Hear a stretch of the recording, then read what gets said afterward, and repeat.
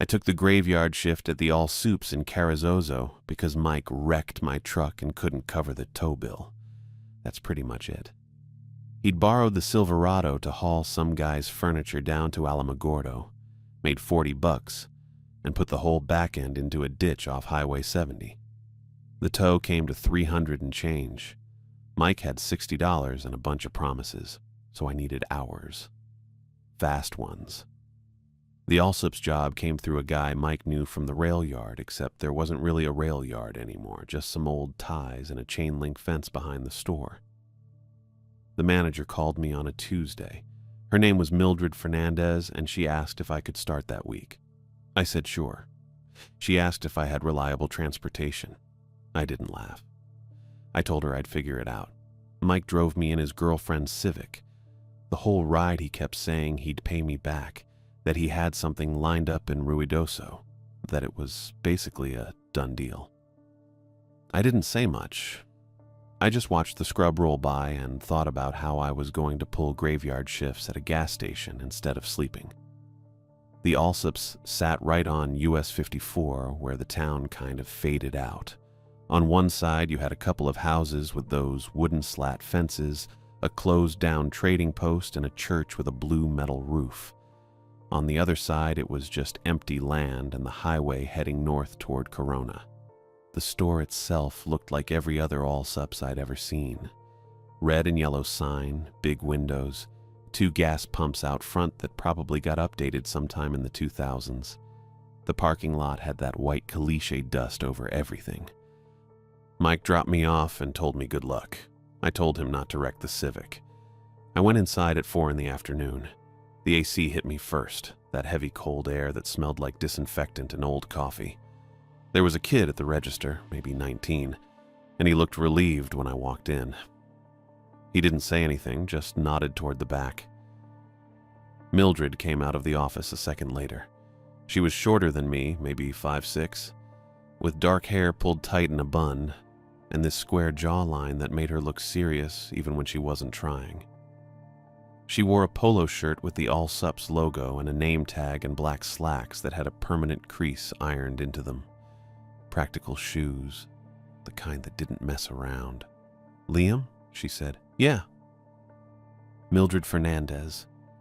You're on at 10 tonight. I'm going to walk you through everything now so you don't have to figure it out in the dark."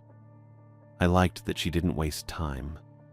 She sent the kid home and took me behind the counter. The training was pretty straightforward. She showed me the register first, how to ring up gas and cigarettes and the hot food nobody ever bought after 9. The system was old, the kind with actual buttons and a green screen that flickered if you looked at it wrong. She made me run through a couple of practice transactions, scan the chips, hit fuel on pump 2, run a debit card. I got it fine. Then she showed me the safe drop. There was a slot in the floor behind the counter, and whenever the register went over 200 in cash, I was supposed to pull the extra bills and feed them through. The slot had this metal flap that only opened one way. She made me practice that 3 times. I figured she'd had someone mess it up before. After that, it was the coffee station. 4 pots, 2 regular and 2 decaf, and a hot water spout for the gas station cappuccinos that tasted like powdered chemicals. She said to brew a fresh pot at midnight and another at 4 if anyone was around. Otherwise, just keep it from burning. "People actually buy coffee here at 3 in the morning?" I asked. "Truckers," she said. "Sometimes." The beer cave was next. It was just a walk-in cooler on the far wall with glass doors and rows of Bud Light and Coors and some local stuff I didn't recognize. She showed me how to restock it from the back and said to check the temperature log once a shift. There was a clipboard hanging on a nail. "Easy enough," I said. She looked at me for a second, and I got the sense she was deciding something. "There's a few other things," she said. "Okay. Store policies. Safety stuff." "Sure."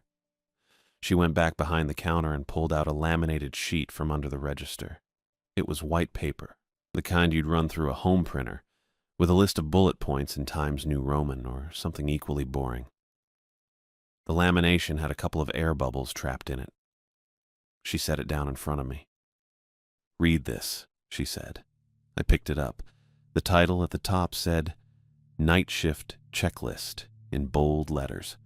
Underneath were 6 rules. The first one said, "Turn off the radio at exactly 1:16 a.m.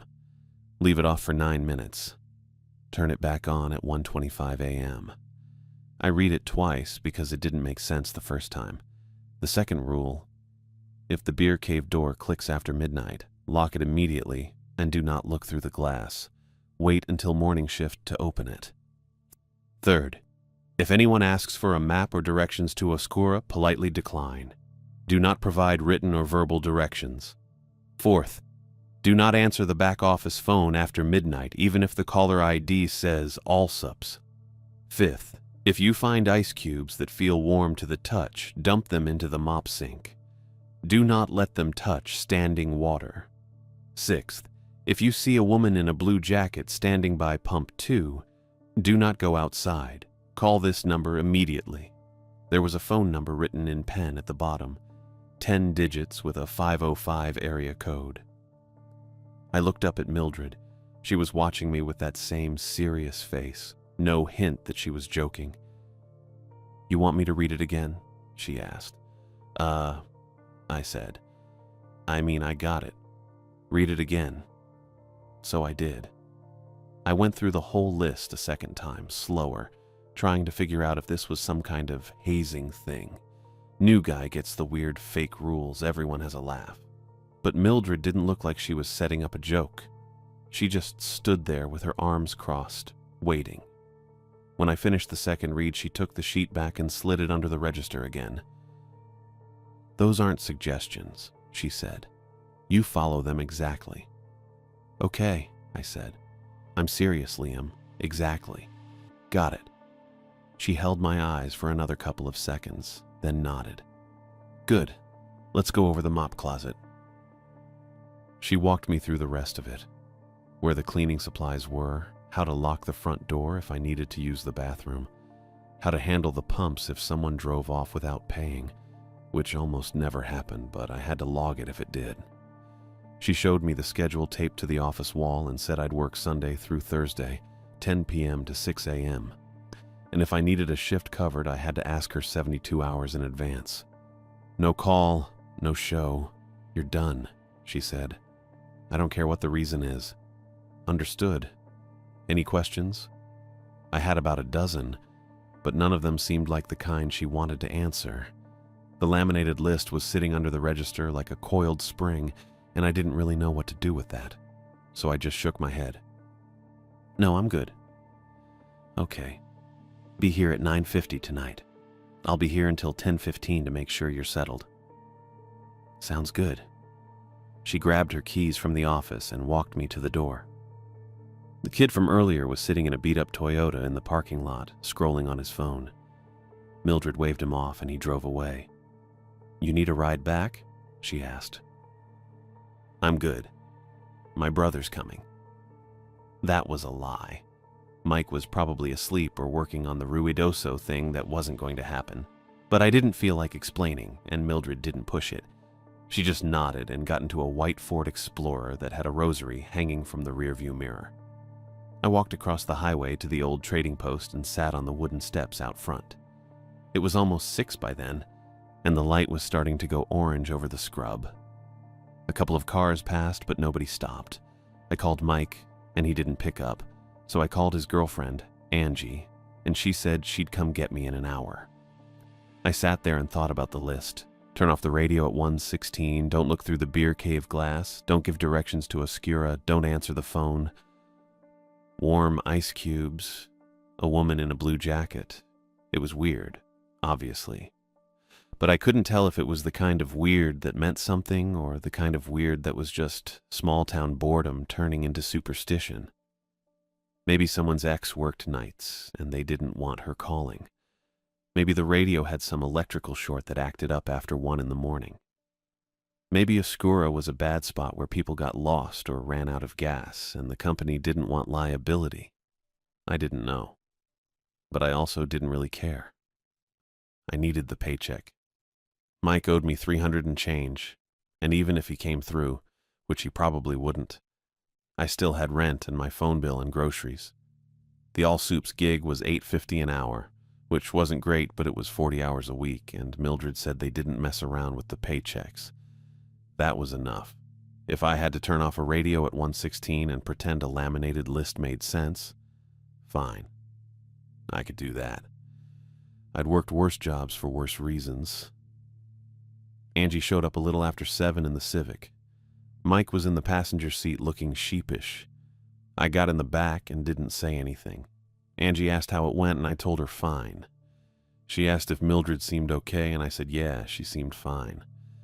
Mike turned around and asked if they had good burritos. I don't know, Mike. I didn't eat a burrito. Just asking. I leaned my head against the window and watched the highway roll past. The sun was almost gone and the scrub looked flat and gray in the dusk. Somewhere out there was Oscura, whatever that was. I didn't know, and I didn't plan on finding out. I just needed to show up at 9:50, run the register, follow the list, and get my hours in. That was it.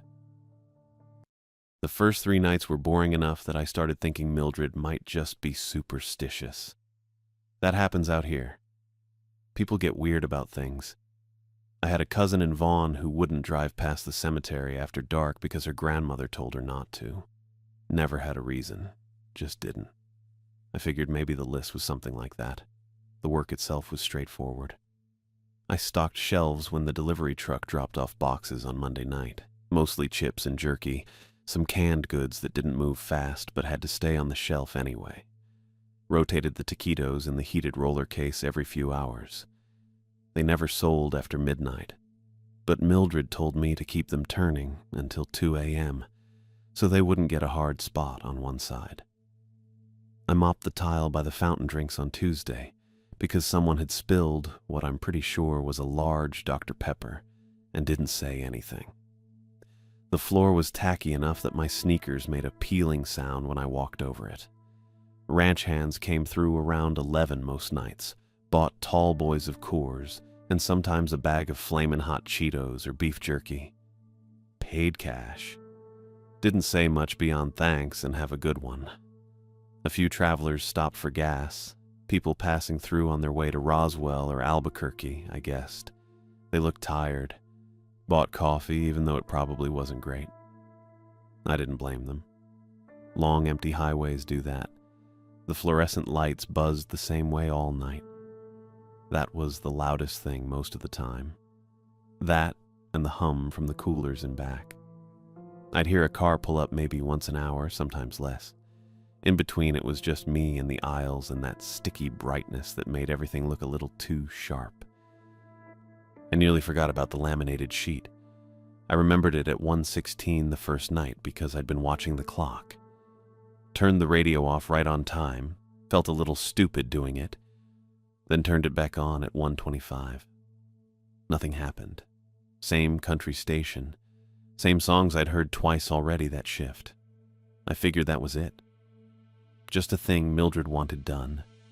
Probably because of some old complaint or superstition that got written down and nobody questioned it after that. The second night I almost missed it.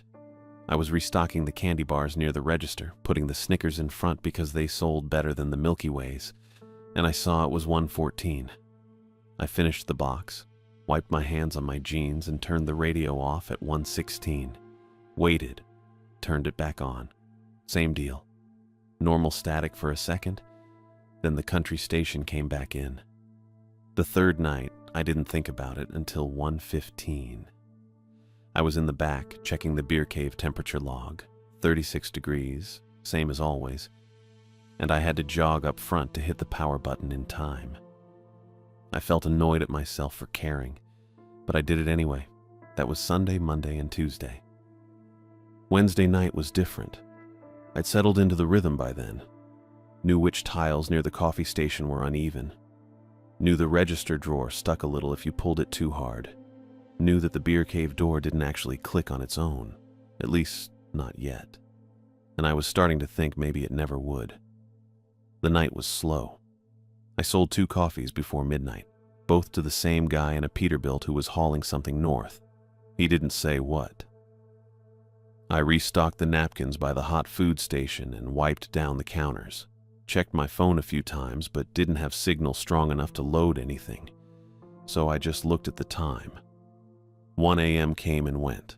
1:15. I was standing behind the register reading the back of a bag of Takis someone had left on the counter. I don't know why. Boredom, probably. The ingredient list was longer than I expected. At 1:16, I put the bag down, reached over, and turned the radio off. The silence dropped in like it always did. The country music cut out mid-lyric, something about a truck and a back road, and left just the hum of the coolers and the buzz from the lights overhead. I leaned against the counter, looked at the clock on the register. 1:16 and maybe 20 seconds. I'd wait 9 minutes, turn it back on at 1:25, same as always. Except this time, the silence didn't stay normal. It started maybe 30 seconds in, a faint crackle from the radio speaker even though the power was off. I looked up at it. The little red light on the front was dark, no power. But I could hear something, static, thin and distant, like a station that couldn't quite come through. Then it got louder. Not a lot. Just enough that I stood up straighter and stared at the speaker mounted above the coffee pots. The static smoothed out into something else. Voices. Multiple voices.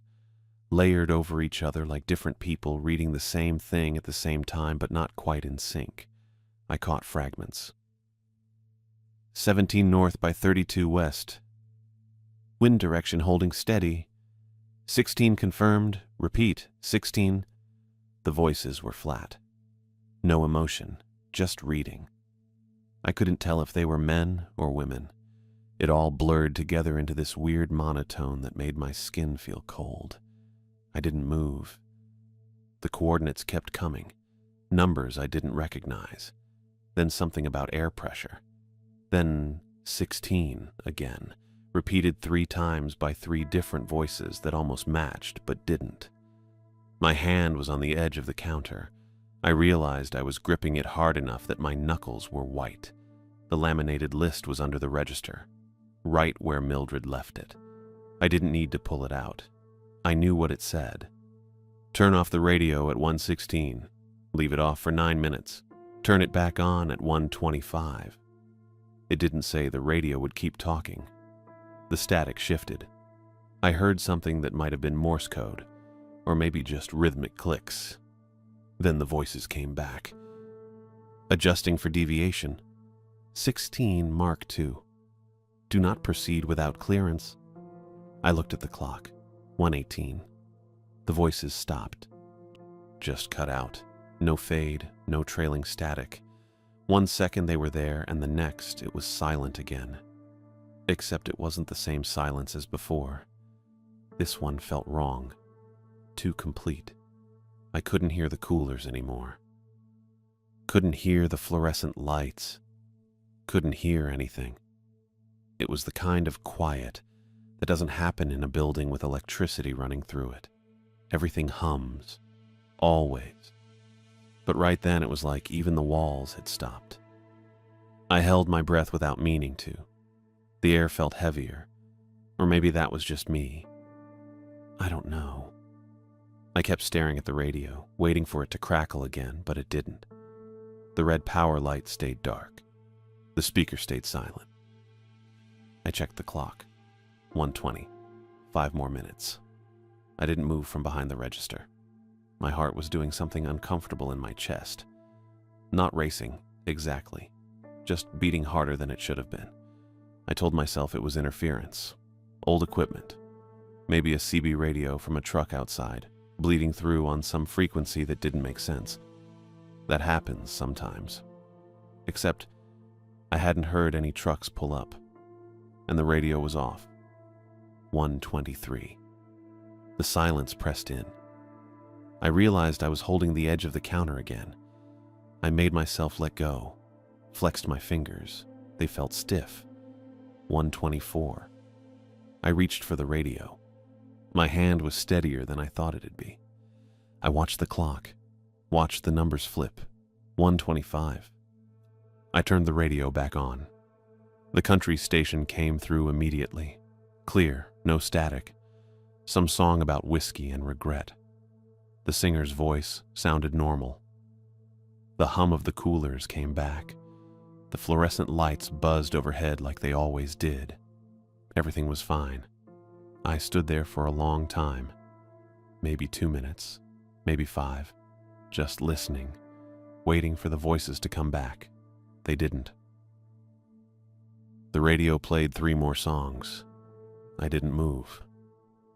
I kept waiting for the static to cut in, for those flat layered voices to start reading coordinates again. But it was just music. Just the normal late-night country station that Mildred probably picked years ago and nobody bothered to change. Eventually, I stepped back from the counter. My legs felt a little shaky. I walked to the coffee station and poured myself a cup even though I didn't want it. Just needed something to do with my hands. The coffee tasted burnt. I drank it anyway. I didn't look at the laminated list again that night. Didn't need to. I knew what it said. And I knew now that it wasn't superstition. Something had just tested the boundaries of the store. I didn't know what, but I knew the rules weren't funny anymore. I kept working. That was the plan anyway. Turn it into something normal by doing normal things. I grabbed the mop from the closet at 1:30 and filled the bucket with hot water and the yellow floor cleaner that smelled like fake lemons, the kind that burns your nose a little if you get too close. I wheeled it out to the tiles by the fountain drinks, where someone had dripped Sprite earlier, probably around 11. The sticky spot had dried into a tacky patch that picked up dirt. I dunked the mop and wrung it out and spread the water over the tiles in long strokes. The motion helped, back and forth. Dunk, wring, stroke. My hands had something to do. The radio played a commercial for a mattress store in Alamogordo. Normal. The coolers hummed. Normal. Fluorescent lights buzzed overhead with that constant electric whine I'd gotten used to after 3 shifts. All normal. Except my shoulders were still tight.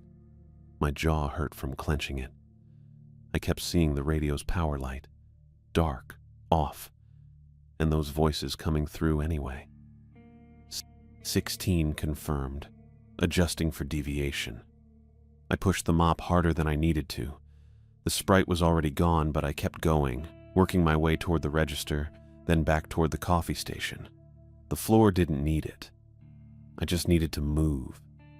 At 1:38, I dumped the dirty water into the mop sink in the back room and rinsed the bucket. I checked my phone. No signal. Same as every other night.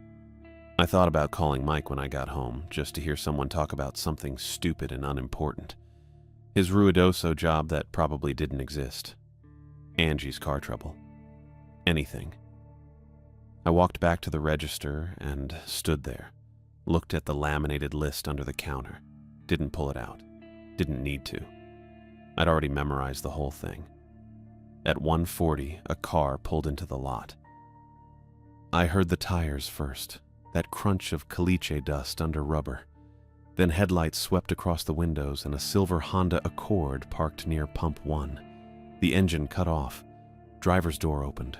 A woman got out. 30s maybe. Sandy blonde hair pulled back in a messy ponytail. She wore a gray hoodie and dark running shoes, the kind people wear for actual running, not just walking around. She moved fast, not frantic, just efficient. Like someone who drives long distances for work and doesn't waste time between point A and point B. She came through the door and made a straight line for the counter. Didn't glance at the chips or the coffee or the cooler full of energy drinks. Just walked right up. "Hey," I said. She nodded, already digging in her hoodie pocket. "Do you have a map? Like a road map?" I started to gesture toward the small spinner rack by the front window where we kept the local tourist stuff. Carrizozo brochures, Smokey Bear postcards, a few folded maps of Lincoln County that nobody ever bought. "To Oscura," she said. She pulled out her wallet, flipped it open. I caught the name on her credit card before she shoved it back in. Doris Meyer, Visa, the blue kind. She didn't buy anything though. Just stood there looking at me. My hand froze halfway to the spinner rack. Oscura. Rule 3. If anyone asks for a map or directions to Oscura, politely decline and do not provide written or verbal directions. For a second I thought maybe she was joking, testing me, but her face was serious, tired around the eyes but focused. She was waiting. "I can't help with that," I said. My voice came out steady, probably steadier than I felt. "You don't have one?" she asked, not annoyed, just clarifying. "Printer's broken," I said. I pointed toward the exit. Exactly like the rule said. Politely decline. Do not provide written or verbal directions. I didn't even know why I said the printer thing. We didn't have a printer up front. But it felt like the kind of excuse that would end the conversation without making it weird. Doris Meyer's shoulders dropped. Not in disappointment. In relief. Like I'd just answered a question she'd been carrying for a long time, and the answer was exactly what she needed to hear. That bugged me more than if she'd gotten mad. She nodded once. "Okay, thanks." Then she turned and walked out. Same efficient pace. No hesitation. Got back in the Honda, started the engine, and pulled out of the lot, heading south on US 54. Taillights disappeared into the dark. I stood there staring at the empty lot. That was wrong. The whole thing, not her asking. Plenty of people ask for directions. But the way she reacted when I said no, like she'd been relieved, like she'd wanted me to refuse. I pulled the laminated list out from under the register and read Rule 3 again.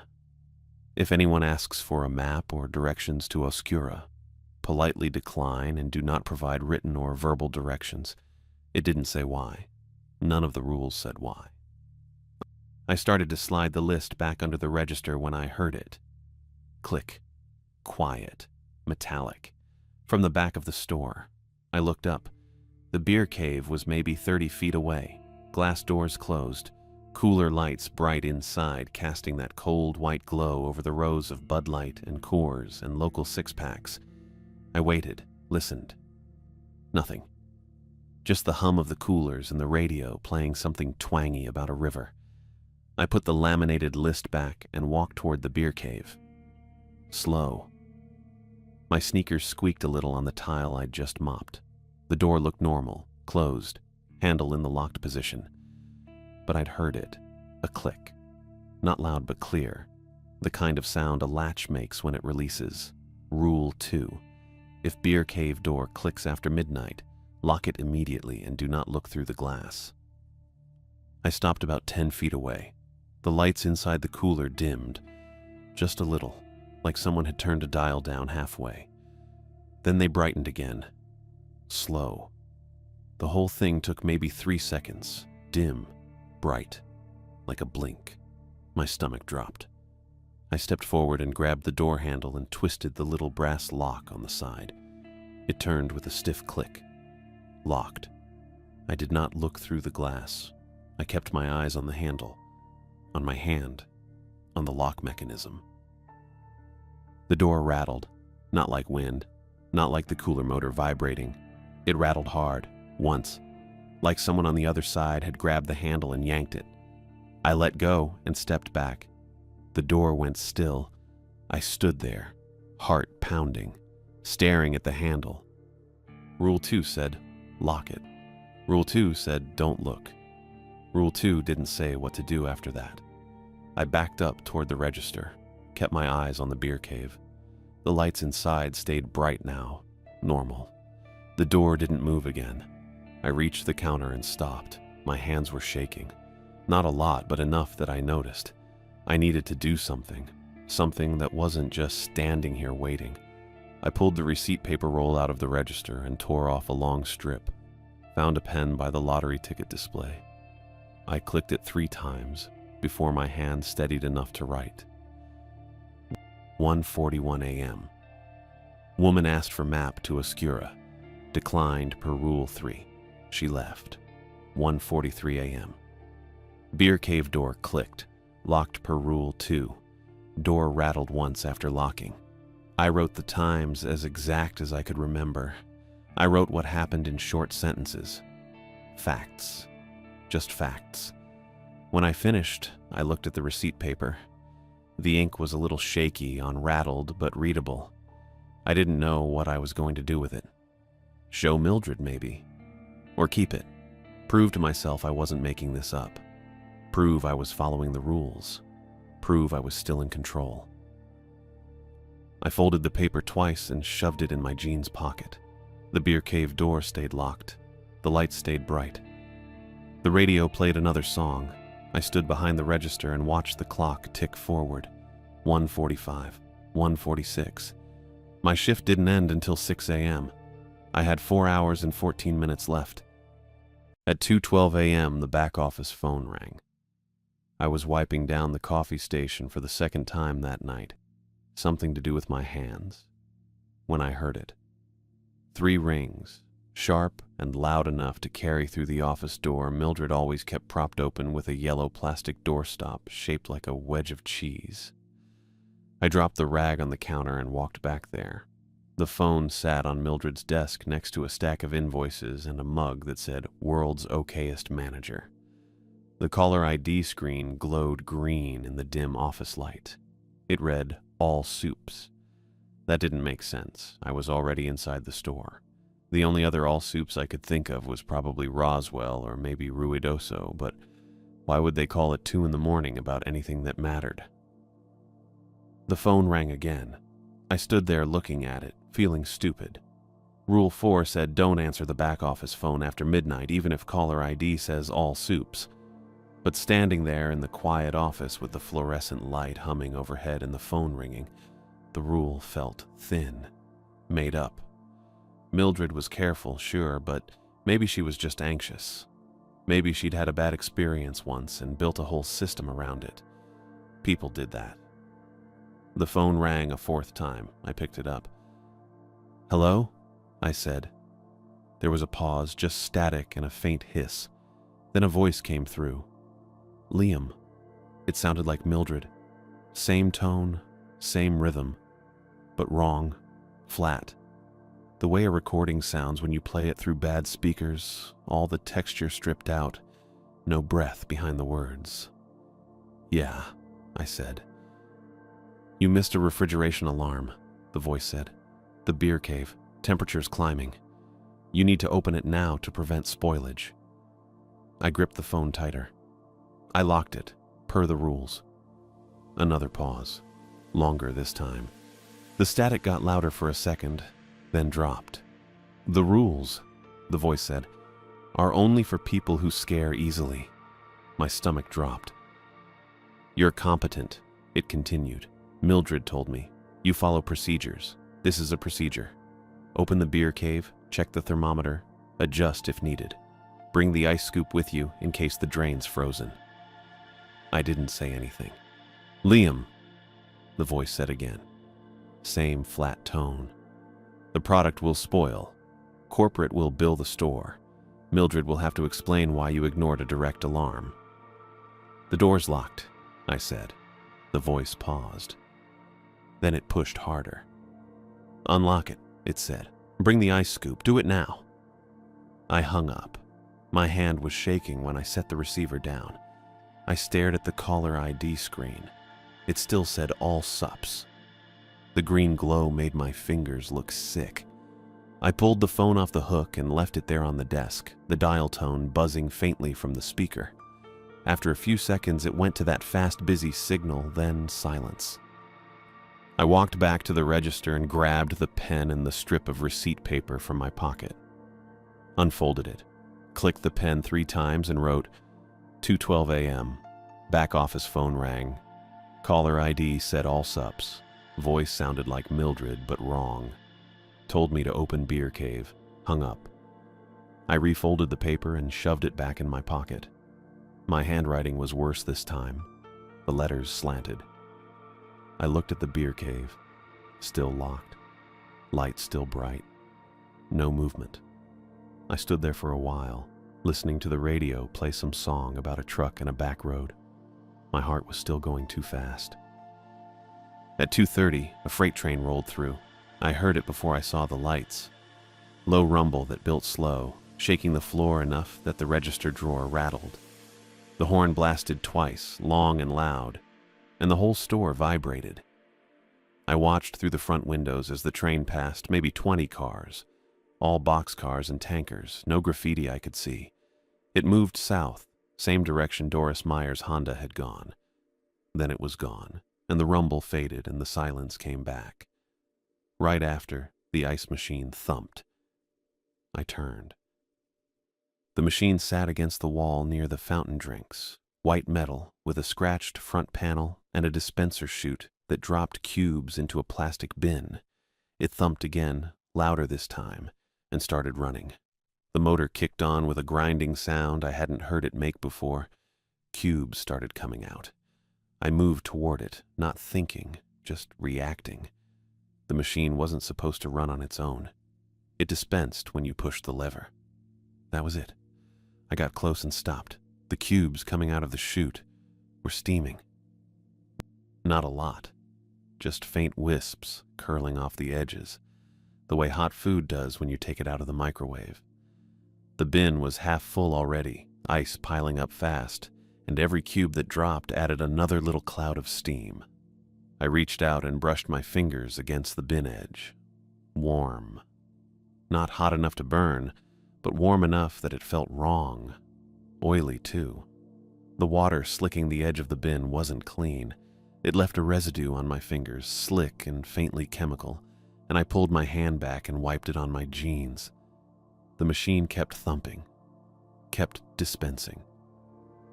I stood there staring at it, my brain trying to catch up. Rule 5. If I found ice cubes that felt warm to the touch, I was supposed to dump them into the mop sink and not let them touch standing water.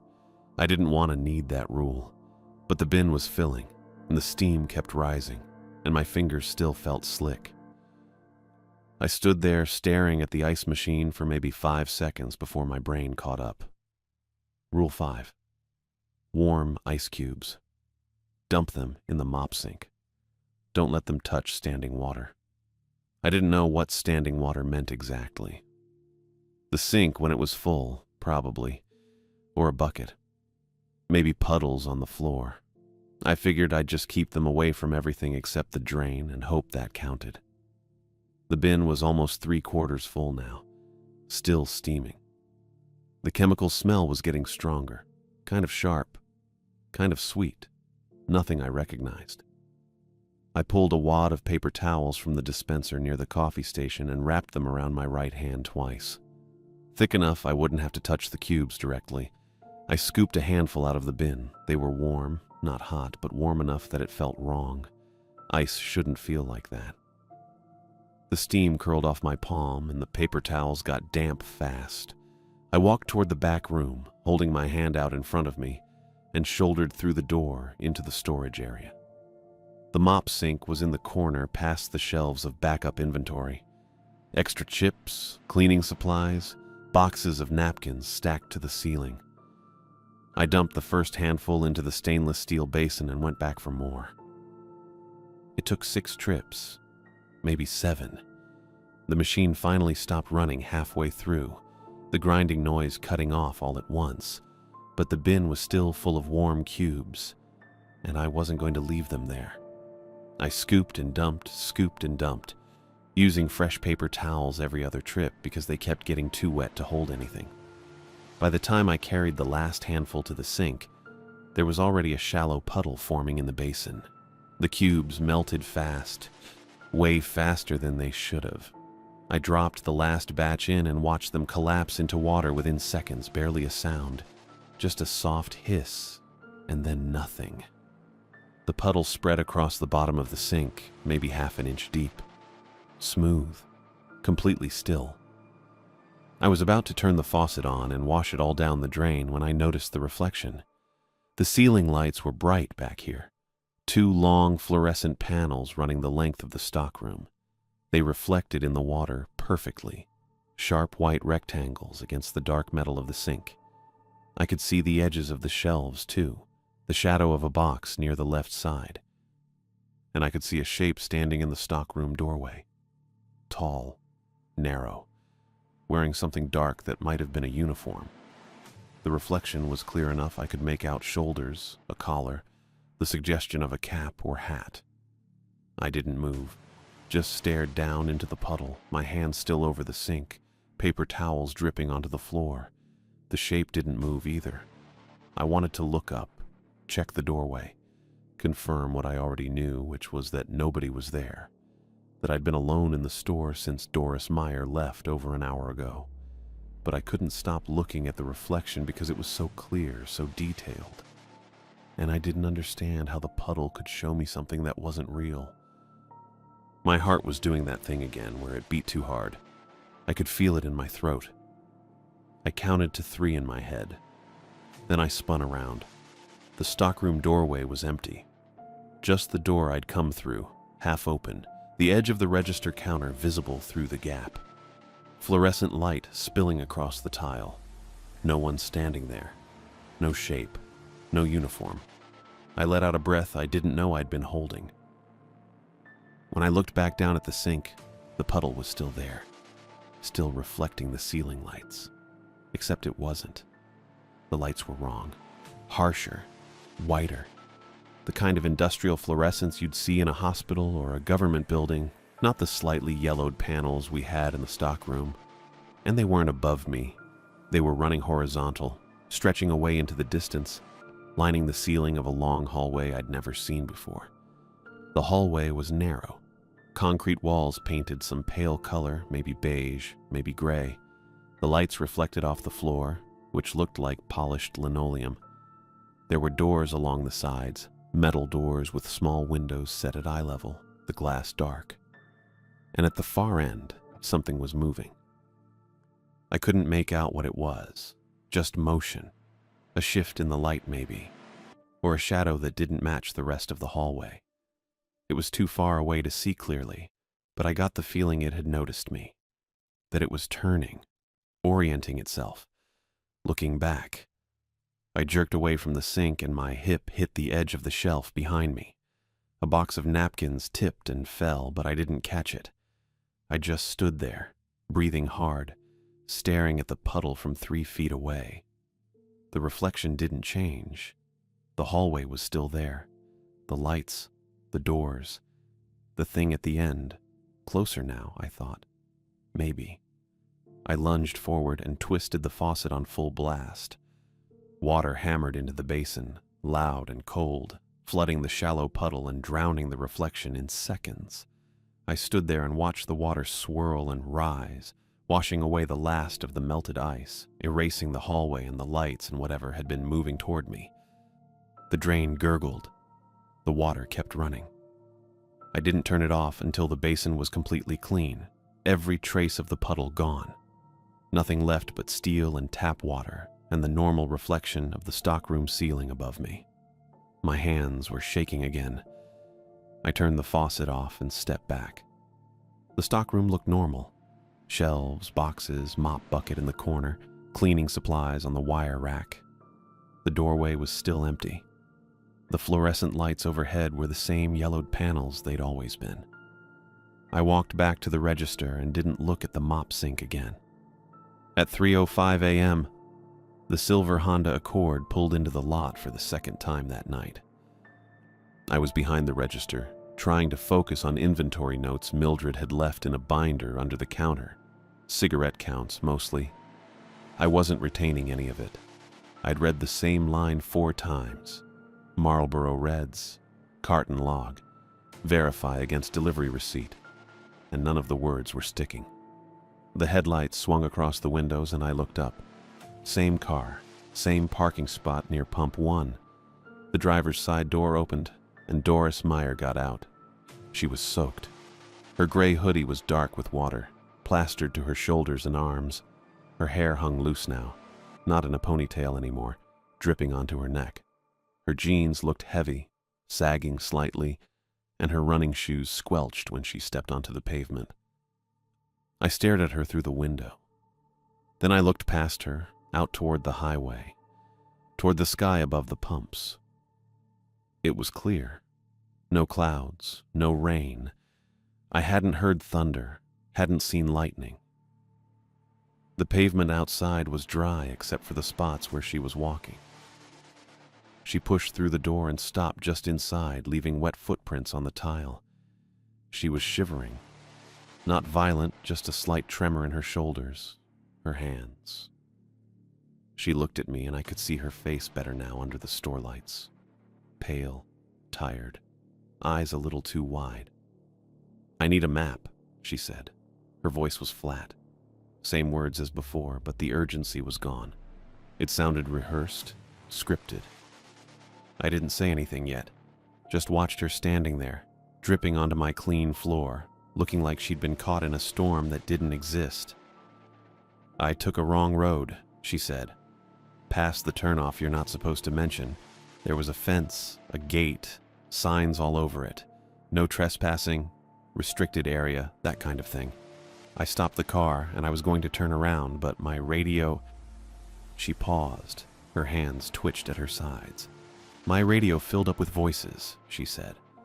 "Not music, not a station, just voices, calm, telling me to keep going, telling me the gate was open, that I should drive through, that someone was waiting. They knew my name." I felt something cold settle in my stomach. "What did you do?" I asked. "I turned around," she said. "I drove back." But the road didn't look the same. It was longer. And then it started raining, except... She gestured vaguely at the windows, at the clear night outside. It wasn't real rain. It was warm, and it didn't make any sound when it hit the car. She took a step closer to the counter. Her shoes squelched again. "I need a map to Oscura," she said. "Please. I just need to know how to get there so I can stop asking." The way she said it made my skin crawl. "So I can stop asking." Not because she wanted to go there, because she needed to ask. Like it was a task she'd been assigned. I thought about Rule 3. Politely decline. Do not provide written or verbal directions. I thought about the phone call, the voice that sounded like Mildred, telling me to open the beer cave, pressuring me, guiding me. Doris Meyer was being guided too. I could hear it in her voice. "I can't give you a map," I said. Her shoulders sagged a little. Relief, maybe. Or disappointment. I couldn't tell. "Okay," she said. "Okay." She didn't move toward the door. I looked at her. Soaked, shivering, eyes too wide. Standing in a gas station at 3 in the morning, asking for directions to a place she probably shouldn't go, saying things that sounded like someone else was feeding her the lines. I made a decision, probably a stupid one. "But I can tell you how to get back to US 54, I said. "The normal route, south toward Alamogordo or north toward Carrizozo. Your choice. No turnoffs, no side roads, just the highway." She blinked at me. "You'll do that?" she asked. "Yeah," I said. "Come on." I grabbed the keys from the hook under the register. Store keys, front door, back door, the one for the gas pump panel I hadn't needed yet. I walked around the counter and headed for the door. Doris Meyer followed me. I pushed the door open and stepped outside into the cool night air. The sky was clear, like I'd seen through the window. Stars everywhere. No rain. No clouds. The pavement was dry except for the wet footprints trailing from her car to the entrance. She stopped next to me, still shivering, water dripping from her hoodie onto the caliche dust. I pointed south down US 54 toward the faint glow of Alamogordo somewhere past the horizon. "That way takes you south," I said. "Straight shot, don't turn off. If you see a side road, ignore it. Just stay on 54 until you hit town." She looked where I was pointing, nodded slowly. "And north?" she asked. I turned and pointed the other direction, toward Carrizozo, toward the darkness where the highway disappeared into empty land. "Same thing," I said. "Straight through. No turns. You'll hit Carrizozo in 15 minutes, maybe less. There's a motel there if you need to stop." She was quiet for a moment. Then she looked at me. "Thank you," she said. Her voice sounded more like her own now. less flat, less scripted. She wiped her face with the back of her hand, smearing water across her cheek. "You should get dry," I said, "and warm. You have heat in the car?" "Yeah," she said. "Yeah, I do." She walked toward the Honda, her shoes still squelching, and opened the driver's side door. Before she got in, she looked back at me. "The voices stopped," she said, "when I got close to your store. They just cut out." I didn't know what to say to that. She climbed into the car and shut the door. The engine started, a quiet hum, and the headlights came on. I watched her pull out of the lot, turning north onto US 54, her taillights bright red against the dark highway. I stood there until they disappeared. Then I looked down at the pavement where she'd been standing. The wet footprints were still there, dark patches on the pale caliche dust, but they were fading fast, drying, like the water had never been real to begin with. I turned and walked back inside, locking the door behind me. I stepped outside and locked the door behind me. The sound dropped, not gradually, all at once. The kind of silence you get when you're deep underwater or when your ears pop wrong on a long descent. The highway was still there. The rail yard lights were still burning maybe a mile south, but everything felt sealed, vacuum-packed. The lights looked too far away now, like someone had stretched the distance while I wasn't paying attention. I turned toward the pumps. Doris was standing beside her Honda with the driver's door still open, but she wasn't looking at the car. She was staring east, past the pumps, past the edge of the lot where the caliche dust gave way to scrub and low desert brush. She stood completely still. Her wet hoodie hung heavy on her frame, and her hair was still dripping, but she didn't shiver, didn't blink, just stared. Then a phone started ringing, steady, mechanical, the exact same rhythm as the back office phone. It was coming from beyond the dumpsters. I looked. There was nothing out there. Just the big green dumpster we use for trash, the smaller recycling bin beside it, and a stretch of gravel that turned into dirt and weeds about 20 feet out. No phone, no payphone pole, no building. The ringing kept going. 4 rings, 5. It didn't stop. Doris started walking toward it. Not slow, not hesitant. She moved with blank certainty, her wet shoes squelching on the pavement, her arms loose at her sides. She walked past Pump 2, past the edge of the lot, straight toward the dumpsters like she'd been called. I ran after her. "Hey," I said. "Stop." She didn't stop. I caught up and grabbed her wrist. Her skin was cold. Not wet cold. Dry cold. Like paper that's been stored in a freezer for months, brittle and wrong. I almost let go, but I tightened my grip instead, pulling her back a step.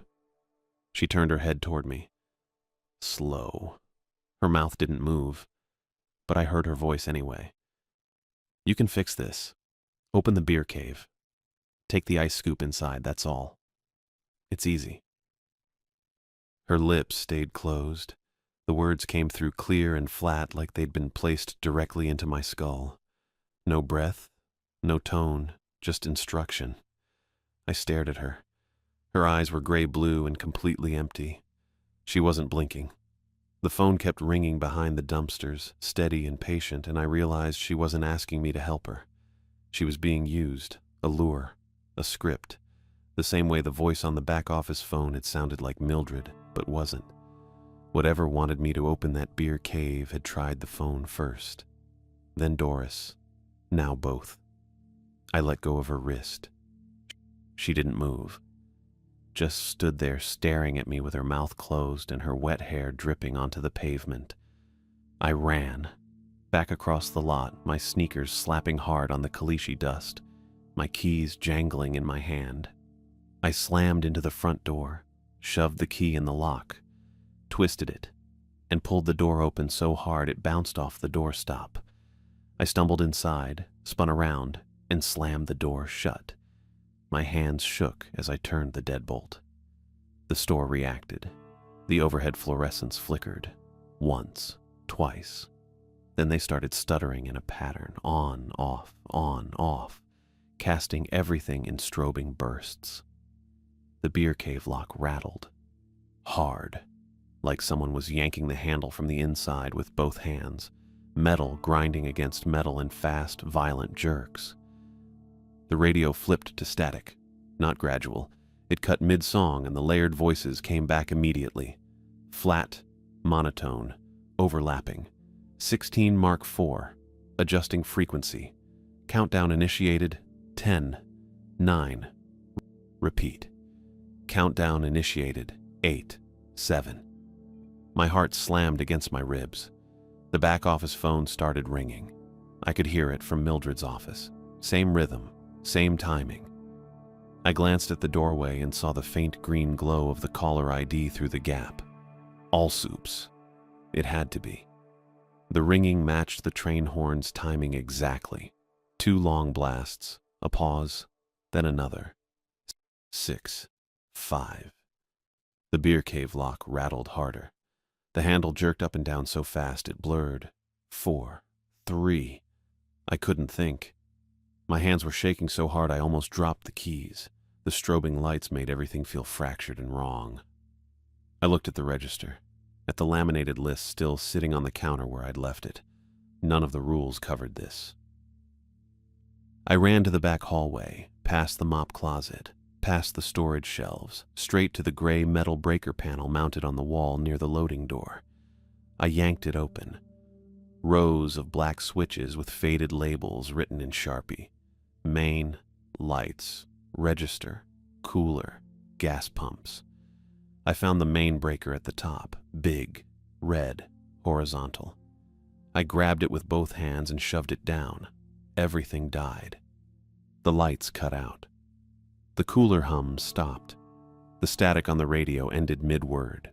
The back office phone went silent. The beer cave lock stopped rattling. The fluorescents above me faded to black and the whole store dropped into darkness so complete I couldn't see my hands. I stood there breathing hard, my palms still on the breaker switch, my heart pounding in my ears. Silence, real silence this time. No hum, no static, no ringing. Just the sound of my own breath and the faint creak of the building settling. I waited. 10 seconds. 20. Nothing moved. Nothing rang. The countdown was gone. I let go of the breaker and felt my way back through the dark hallway, one hand on the wall, my sneakers squeaking on the tile. I passed the mop closet, the storage shelves, the office doorway where the phone sat silent on Mildred's desk. I made it back to the register area. The only light came from 2 glowing exit signs, one above the front door, one above the back hallway. Red, dim, just enough to see outlines. I crouched behind the counter, pulled the laminated list toward me, and held it in both hands. My fingers were still shaking. I stayed there, waiting, listening. The list felt solid, real. I focused on the air bubbles in the lamination and the smudged ink on Rule 6 and the way the edges were starting to peel. The clock on the wall was dead. No red digits. I had no idea what time it was. I stayed behind the counter with my back against the cigarette display and the exit signs glowing red above me. At some point, the sky outside started turning gray. I saw it through the front windows. Faint at first, then lighter. The horizon went from black to deep blue to pale orange, and I realized I'd made it. The sun was coming up. Headlights swept across the lot. I stood up, my knees stiff and aching, and looked through the window. A white Ford Explorer pulled into the parking space closest to the door. The rosary swung from the rearview mirror. Mildred. I walked to the breaker panel, flipped the main switch back up, and heard the store come alive. Lights, coolers, the fluorescent buzz. The radio started mid-song, something about a river and a summer night. I turned it off. I met Mildred at the front door and unlocked it. She stepped inside, looked at me, and frowned. "You look like hell," she said. Yeah. She walked to the counter, set down her keys and a travel mug that said, "But first, coffee," and waited. I pulled the folded receipt paper from my pocket, smoothed it out on the counter, and slid it toward her. She read it, every line. Her expression didn't change. When she finished, she looked up. "You cut the breaker," she said. "Yeah." "Good." She folded the paper once and tucked it into her pocket. "That's the real emergency measure. If everything happens at once, you kill the power, cuts the signal." "Signal," I repeated. She nodded. "Oscura's a facility road, old, restricted. People went out there in the 70s and 80s and didn't come back. The fence is still up, but the signals bleed through sometimes. Radio, phone, anything with a frequency." She tapped the counter. "This place sits right on the edge. We get spillover." I stared at her. "Spillover," I said. "Wrong transmissions, wrong calls. They try to pull people out there." She glanced at the beer cave. "The cave's connected to the old system somehow. Don't ask me how. Corporate doesn't explain it. They just tell us to follow the rules." I thought about Doris, about the phone ringing behind the dumpsters, about the hallway and the mop sink puddle. "The woman who asked for the map," I said. "Is she okay?" Mildred's jaw tightened. "If she stayed on 54, probably. If she didn't," she shook her head. "We can't fix that part." I pulled off my apron, folded it twice, and set it on the counter next to the register. "I quit," I said. Mildred didn't argue, didn't look surprised. "Understood," she said. I walked to the door, stopped, and looked back. "Good luck," I said. "You too."